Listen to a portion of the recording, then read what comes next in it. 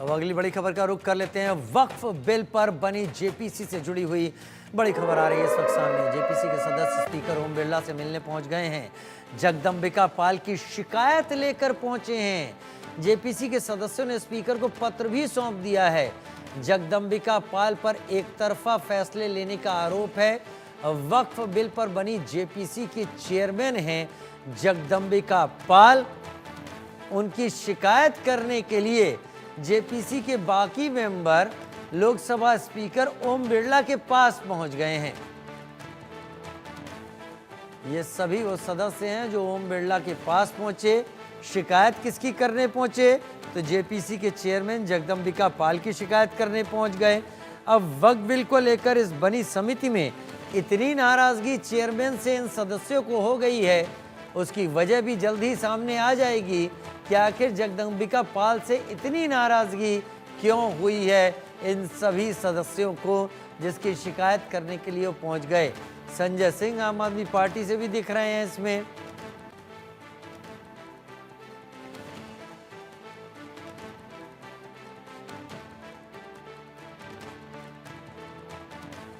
ये राजा भी इसमें दिखाई पड़ रहे हैं। संजय शर्मा सीनियर एडिटर हमारे साथ जुड़ गए हैं ज्यादा जानकारी के साथ। संजय, शिकायत करने तो पहुंच गए हैं ओम बिरला के पास, लोकसभा अध्यक्ष के पास ये लोग, लेकिन वजह क्या है कि जेपीसी के ये सदस्य जगदंबिका पाल को चेयरमैन रहते हुए बर्दाश्त नहीं कर पा रहे हैं? ऐसा क्या किया जगदंबिका पाल ने, किस बात से इतनी नाराजगी हो गई?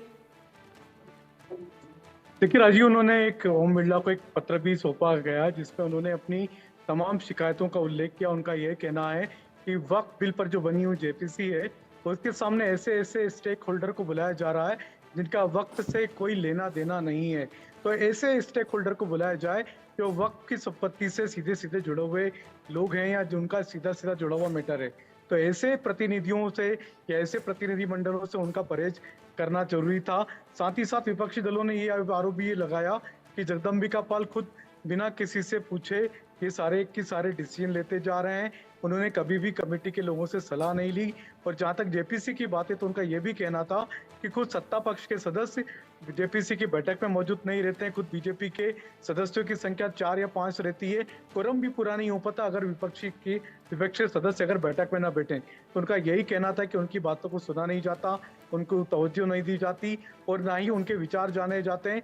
और जिन प्रतिनिधि मंडलों को बुलाया जा रहा है बैठकों में जेपीसी की, उनका किसी भी वक्त से कोई लेना देना नहीं है, वो स्टेक होल्डर भी नहीं है, फिर भी उनको बुलाया जा रहा है। क्यों इतना लंबा खींचा जा रहा है और ऐसे ऐसे लोगों को क्यों बुलाया जा रहा है जिनका वक्त से कोई लेना देना ही नहीं है? तो उन्होंने स्पीकर ओम बिरला से मिलकर के अपनी शिकायत दर्ज कराई है।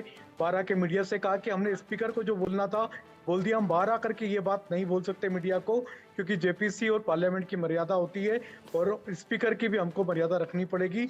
लिहाजा जेपीसी के सदस्य होने के नाते मीडिया में जो अंदर बातें कही गई हैं उसको हम बाहर नहीं कह सकते।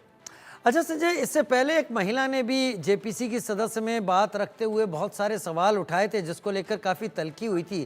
क्या यही एग्जाम्पल है? मैं उन महिला का नाम नहीं लेना चाहूँगा क्योंकि कई चीज़ें जेपीसी की बैठक में ऐसी कही जा रही हैं जिन्हें बाहर अभी नहीं रखना चाहिए। क्या ये सारे एतराज़ हैं इन सदस्यों के? और क्या ये भी एतराज़ है कि जगदंबिका पाल उनको तवज्जो नहीं दे रहे, उनकी बातों को सुन नहीं रहे? देखिए, ये कई दिनों से बैठक चल रही है। लगभग अब तक 18, 19, 20 बैठकें हो चुकी जेपीसी की।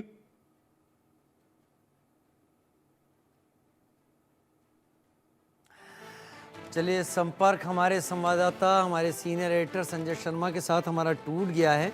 जल्दी संपर्क साधने की कोशिश करेंगे, लेकिन तब तक ये बता दें कि जेपीसी के सदस्य मिलने पहुंच गए स्पीकर ओम बिरला से। हालांकि उन्होंने बाहर आकर ये कहा कि वो क्या बात हुई, क्या उन्होंने कहा है, इस बारे में वो साफ नहीं करेंगे। लेकिन संजय शर्मा फिर जुड़ गए हमारे साथ। संजय जी, अपना जवाब पूरा कीजिए।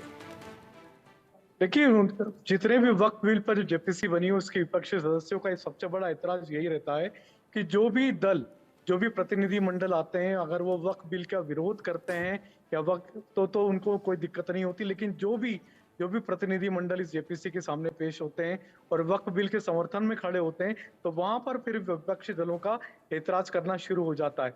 उनका यही कहना है कि प्रो बीजेपी, प्रो आरएसएस लोगों को बुलाया जा रहा है, या वक्फ बिल का समर्थन करने के लिए ऐसे ऐसे डेलीगेशन को बुलाया जा रहा है जिनका वक्त पर कोई वक्त से कोई लेना देना नहीं है, जो वक्त पर कहीं भी स्टेक नहीं रखते। तो ऐसी शिकायतें उन्होंने ओम बिरला से भी कही है, स्पीकर ओम बिरला से कही है, और साथ ही साथ उन्होंने ये भी विरोध जताया कि इन डेलीगेशन को बुलाने के पहले जेपीसी में सभी सदस्यों से राय बनाना चाहिए थी। उनसे बिना पूछे, बिना मशविरा किए चेयरमैन जगदम्बिका पाल ऐसे ऐसे डेलीगेशंस को बुलाया जाए। ऐसे ऐसे डेलीगेशन को बुलाया जा रहा है। अगली बैठक कब है और क्या उस बैठक में हंगामेदार सीन एक बार फिर से उभरने की उम्मीद है? राजीव, ये कहा जा रहा है कि आज की जो बैठक हो रही है, हो सकता है ये जेपीसी की अंतिम बैठक हो, क्योंकि इसके बाद अब जेपीसी की बैठकों का दौर खत्म हो सकता है, क्योंकि जेपीसी अब 2 दिन बाद यानी कि 7 तारीख से लगातार अब टूर पे निकलेंगी।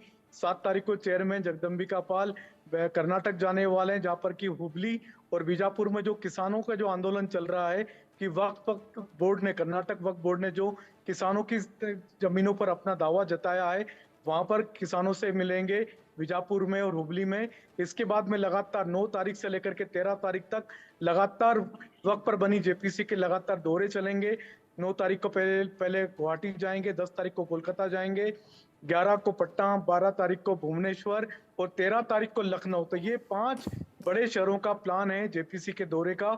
और इसके बाद विंटर सेशन चालू हो रहा है 25 नवंबर से। तो विंटर सेशन के पहले सप्ताह में ही जेपीसी अपनी रिपोर्ट सरकार को सौंप। विंटर सेशन शुरू होने वाला है ऐसा बता रहे थे संजय शर्मा, और उसमें पहले ही हफ्ते के अंदर जेपीसी अपनी रिपोर्ट सौंप देगी। फिर वक्फ बिल भी आ सकता है और उसको लेकर भी कार्रवाई संसद के इस संसद के माफ़ कीजिएगा विंटर सेशन में हो सकती है। तो इसको लेकर ये बैठकें और ये ऐतराज़ बहुत ख़ास हो जाते हैं। बहुत शुक्रिया संजय जी हमारे साथ जुड़ने के लिए आपका।